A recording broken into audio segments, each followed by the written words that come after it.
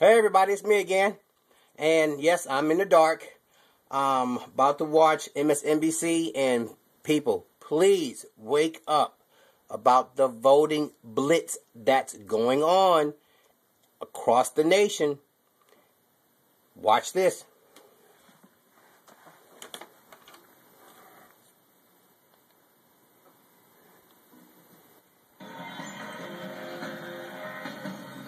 Wow, this is a hot one. Welcome back to Hardball. Elections are always about getting your voters out to the polls to vote for your candidate, but Republican-controlled legislatures across the country and the states from coast to coast are pushing efforts now to rewrite election laws themselves in order to restrict access to the voting booth. Do you get it?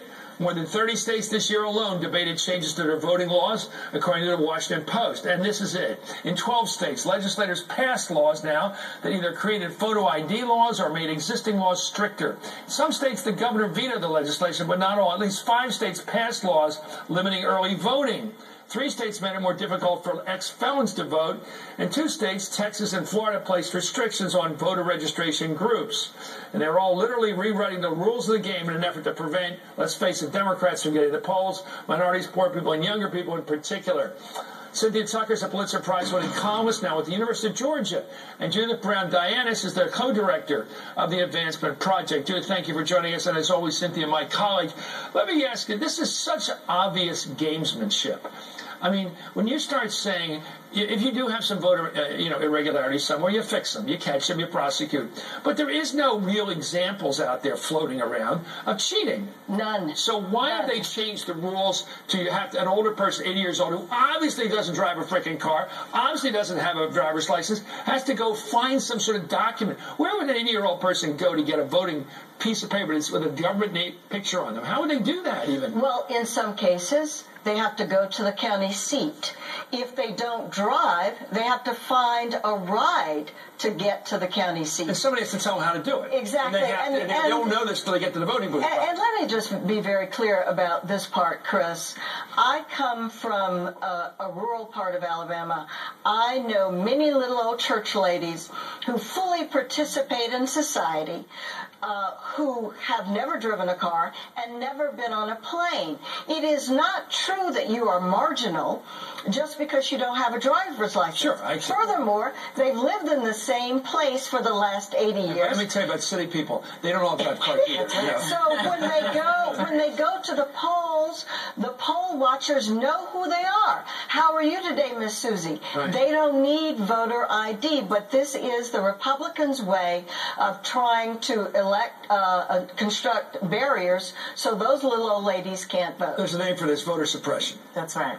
Sometimes suspected it back in 2000 in Florida. Mm-hmm. Hint, hint. That's right. About that election. I remember that. Okay, let's talk about it now. Here we go into 212, what could be a close election. We don't know. That's but right. if it's a close election, this stuff matters. Tell us about what's going on. That's right. We have not only the voter identification laws, but we also have rollbacks on early voting. In Florida, for example, African Americans are twice as likely as whites to vote early. Why is that? Why is that social pattern? Well, I mean, early voting is important because it's convenient. You don't have to wait until Tuesday. You can vote on a Saturday. In fact, the Sunday before Election Day, there are drives by the churches to get out the vote because the polls are open the Sunday before the election. But the Florida legislature... Well, where do you go to vote, by the way? You go and vote down at the county seat at the election. I've done it when I have to leave town for work. And what happened was this year they cut that back, and they specifically cut out that last Sunday before the election day because they know who it's going to impact, the people who turned out more than the people who turned out more in 2008.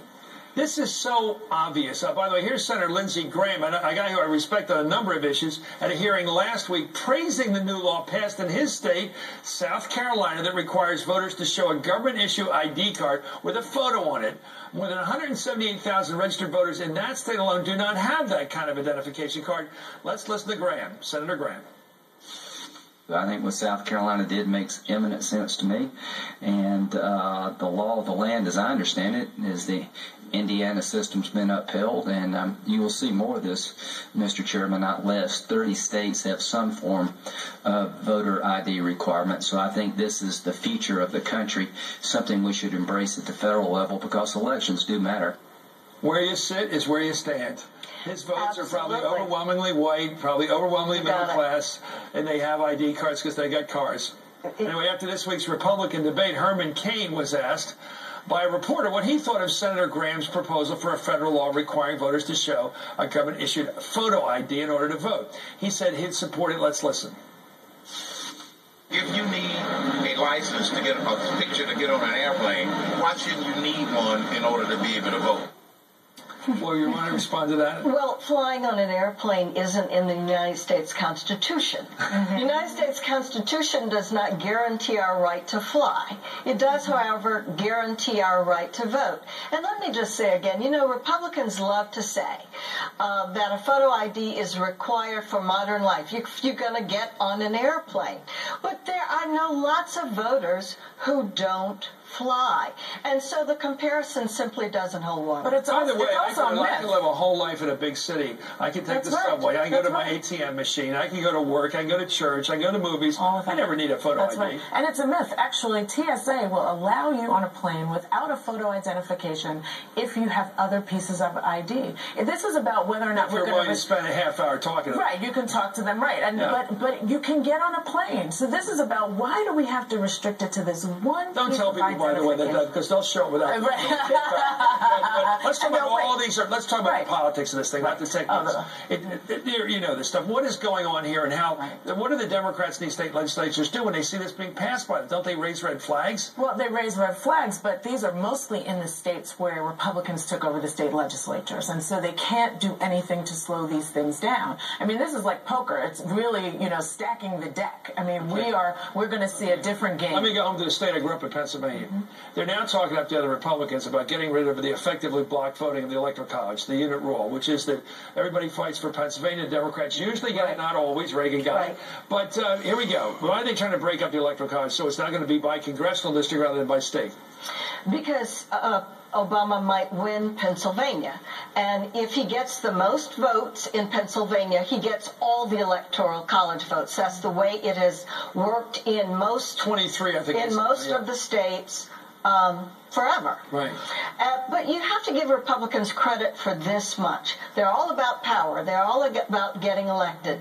And any advantage they can get to turn an election in their favor, they're willing to go for. So destroying the Electoral College system, that's fine. This reminds me of Tom DeLay having a new redistricting halfway through the decade. Exactly. That little game he had. Yep. What about this breaking up the Electoral College vote? First of all, it destroys the power of the small states that tend to be Republican. So this could be counterproductive, right? Well, it's going to kill the power. Well, we'll see. Except for the fact that that in states where they took over the state legislature, we'll have to see what the outcome is. I mean, if you move to this new system and you've taken over the state legislature and you redistricted yourself into power, then you're always going to get the vote. Bill Clinton joined this. He told a group of liberal youth activists that Republican governors and legislatures around the country were trying to limit people from being able to vote. Let's watch the pro. Here he is, Bill Clinton. There has never been in my lifetime, since we got rid of the poll tax and all the other Jim Crow burdens on voting, the determined effort to limit the franchise that we see today. Well, he was comparing this to the worst of the stuff. Well, and let me just say that many activists have made that same comparison, and it doesn't apply broadly.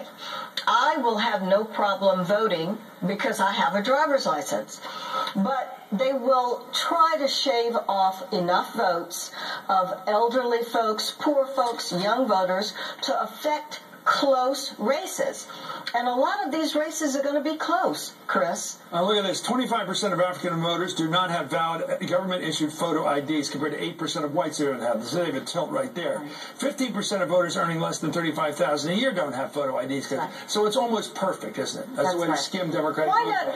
Why don't Republicans just campaign for the votes of African Americans and Latinos and poor people? Why don't they just go out there with some policies that would appeal to African Americans and Latinos and poor people instead of trying to restrict their access to the ballot box? Are you being sincere here? I